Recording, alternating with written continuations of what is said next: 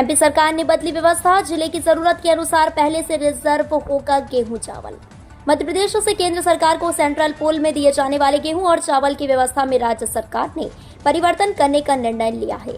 अब पहले जिले में सार्वजनिक वितरण प्रणाली के तहत आवश्यक खाद्यान्न को आरक्षित किया जाएगा। इसके बाद जो गेहूं और चावल बचेगा उसे सेंट्रल पूल के लिए भारतीय खाद्य निगम को दिया जाएगा। इससे आवश्यकता होने पर दूसरे जिले से खाद्यान्न परिवहन नहीं करना पड़ेगा, जिससे परिवहन व्यय बचेगा।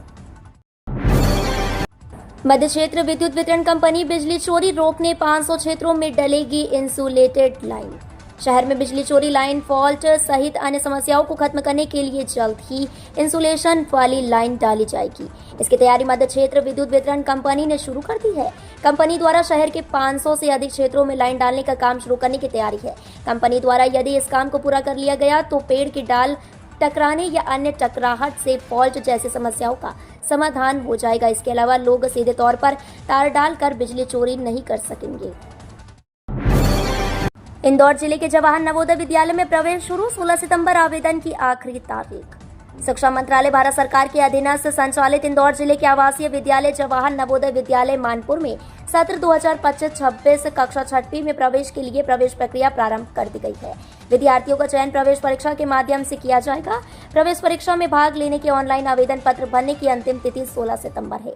चयन परीक्षा 18 जनवरी को सुबह 11:30 बजे से 1:30 बजे तक जिले में प्रत्येक विकासखंड में आयोजित होगी। 10वीं बार बढ़ी ग्रीनफील्ड एक्सप्रेसवे का टेंडर खोलने की तारीख। ग्वालियर से आगरा के बीच 4,263 करोड़ रुपए की लागत से 88.400 किलोमीटर लंबे ग्रीनफील्ड एक्सप्रेसवे को कैबिनेट की मंजूरी मिलने के बाद अब कंपनियों ने टेंडर प्रक्रिया में हिस्सा लेना शुरू कर दिया है। अभी तक कैबिनेट का अप्रूवल न होने के कारण कंपनियों ने टेंडर प्रक्रिया में भाग नहीं लिया था।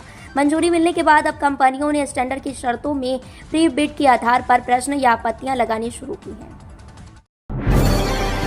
मध्य प्रदेश में भारी बारिश का अलर्ट, इन 7 जिलों में झमाझम बरसेंगे बादल।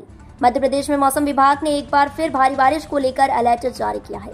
मौसम विभाग का कहना है कि मध्य प्रदेश के 7 जिलों में भारी बारिश हो सकती है। इसके अलावा कई जिलों में मध्यम और हल्की बारिश के भी संकेत दिए गए हैं। मौसम विभाग के अधिकारियों ने बताया कि मध्य प्रदेश में एक बार फिर भारी बारिश को लेकर मानसून सक्रिय हो गया है। इसी के चलते सिंगरौली, मऊगंज, रीवा, मुरैना, देवास, सीहोर और सतना में भारी बारिश हो सकती है। अंतर्राष्ट्रीय कंपनी के उद्घाटन पर बोले मुख्यमंत्री, खूब कमाओ और कर्मचारियों में बोनस बांटो। इंदौर में अंतर्राष्ट्रीय कंपनी कॉन्ग्निजेंट ने अपना कार्यालय शुरू किया। मुख्यमंत्री डॉक्टर मोहन यादव ने ब्रिलियंट टाइटेनियम में कंपनी कार्यालय का शुभारंभ किया। लगभग 500 की संख्या में आईटी प्रोफेशनल्स को यहां रोजगार मिला है।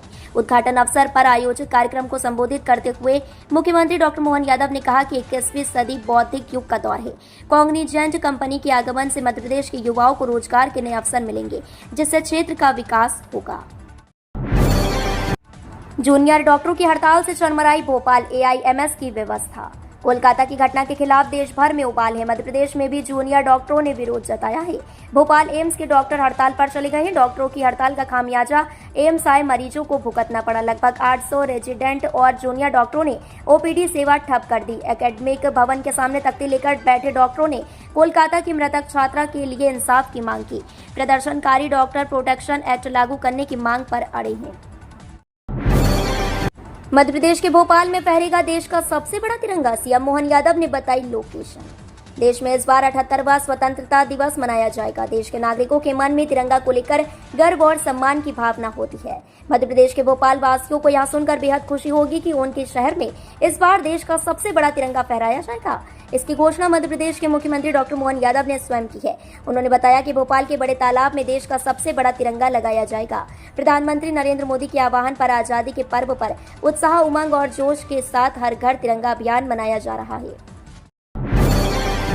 ज्योतिरादित्य सिंधिया ने खुली छूट देकर अफसरों से कहा, हर हफ्ते मेरी टेबल पर रखो एक्शन रिपोर्ट। मध्य प्रदेश की गुना शिवपुरी सीट से सांसद और केंद्र सरकार में मंत्री ज्योतिरादित्य सिंधिया इन दिनों एक्शन अवतार में हैं। 3 दिवसीय दौरे पर गुना शिवपुरी आए ज्योतिरादित्य सिंधिया ने अशोकनगर में जिले के अफसरों को खुली छूट देते हुए साफ साफ कहा है कि भूमाफियाओं को किसी भी कीमत पर बर्दाश्त नहीं करना है और वो चाहे जो भी हो उन्हें जड़ से मिटा देना है।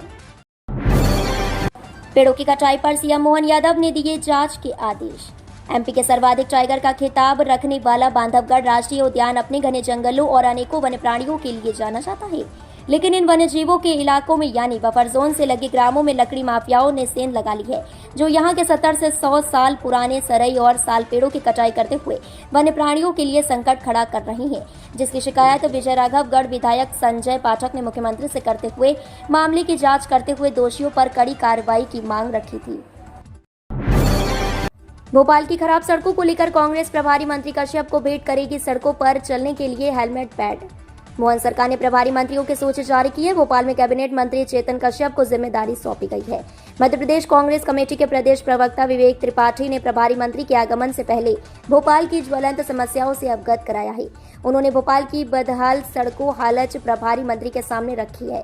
त्रिपाठी ने बताया कि प्रदेश में आज सड़क व्यवस्था पूरी तरह से ध्वस्त हो चुकी है। आम जनता को भारी समस्या का सामना करना पड़ रहा है। रोड टैक्स और भारी टोल वसूलने के बाद भी जनता को मध्य प्रदेश की सरकार अच्छी सड़कें उपलब्ध नहीं करवा पा रही है। सड़क पर उतरा हिंदू समाज, बांग्लादेश में अत्याचार के खिलाफ बड़ा प्रदर्शन। इंदौर में सैकड़ों हिंदू मंगलवार को सड़कों पर उतरे, बांग्लादेश के विरोध में नारेबाजी भी की और भारत सरकार से बांग्लादेश में हिंदुओं की सुरक्षा सुनिश्चित करने की मांग की। इस दौरान रीगल से लेकर राजबाड़ा तक लंबा जाम भी लगा। प्रदर्शन में आए लोग जय भीम और जय श्री राम के झंडे लेकर पहुंचे। हजारों लोगों ने सड़कों पर बांग्लादेश के खिलाफ नारेबाजी करते हुए कहा कि वहां हिंदुओं पर हो रहे अत्याचारों को तुरंत रोकना होगा। हम देश की सरकार से मांग करते हैं कि तुरंत अंतर्राष्ट्रीय स्तर पर इस मुद्दे को उठाएं और हिंदू समाज की सुरक्षा सुनिश्चित करें। 15 अगस्त को राष्ट्रपति पदक से सम्मानित होंगे एमपी के दिनेश कौशल। महामहिम राष्ट्रपति पदक से लोगों की सुरक्षा और देश की सेवा के लिए सराहनीय काम करने वाले पुलिस अधिकारियों और कर्मचारियों को हर साल सम्मानित किया जाता है। इसी कड़ी में मध्य प्रदेश पुलिस के कर्मियों को भी मेडल दिए जाएंगे। इसमें 3 को वीरता पदक, 4 को विशिष्ट सेवा और 19 अधिकारी और कर्मचारियों को सराहनीय सेवा पदक प्रदान करने की घोषणा की गई है।